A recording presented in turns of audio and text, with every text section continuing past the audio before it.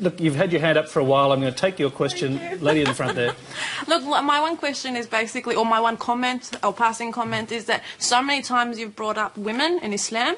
I'd just like to correct that I've read the Quran, and all Muslim scholars would agree with me that Islam gives women a lot of rights.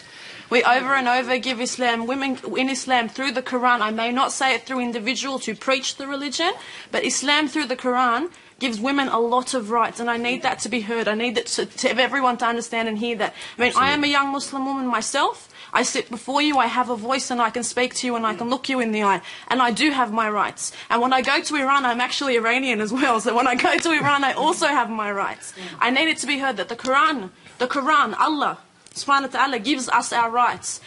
People, individuals in countries, and people who represent our religion may not. And they may do the wrong thing to sort of stand in front and show us religion and preach us religion, but Islam does. All right. We're going to take that as a comment, a very passionate one at that. Okay. Well, no, we're not. No, we're not going to take it as a comment. I can see your face, I can see your hair, and I can see you sitting in an audience with young gentlemen. Don't you tell me you can do any of that in Iran.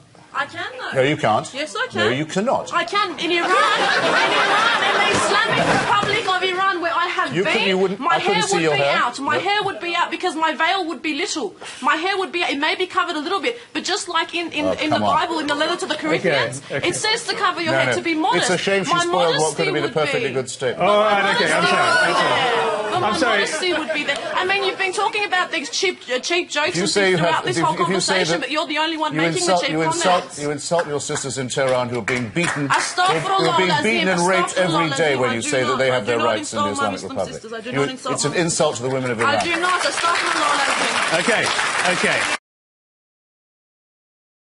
As a Sufi Muslim, I'm very ruffled by the title of your book. Of all the titles that you likely had at your disposal, did you have to settle for the literal negation of Allahu Akbar? Yes. I thought so. Thank you for that question. Thank you. No, it's a very good question. I'm glad. I wanted to come back to it. Why? Yeah.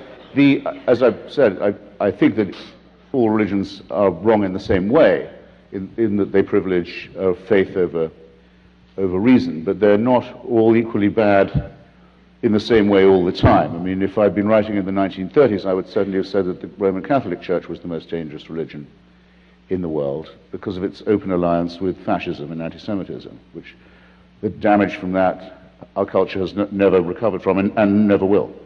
But at the moment, it's very clear to me that the most toxic form that religion takes is the Islamic form. The horrible idea of wanting to end up with Sharia, with a religion-governed state, a state of religious law, and that the best means of getting there is jihad, holy war, and that Muslims have a special right to feel aggrieved enough to demand this, I think is absolute obscene wickedness, and I think their religion is nonsense. And in its entirety. The idea of God speaks to some illiterate merchant warlord in Arabia, and he's able to write this down perfectly, and it contains the answers to all human. Don't waste my time. It's bullshit. But you're saying the same also that God speaks. The Archangel Gabriel speaks only Arabic, it seems. I just want to say, in retrospect, you were very civil, actually. I don't know what I was thinking.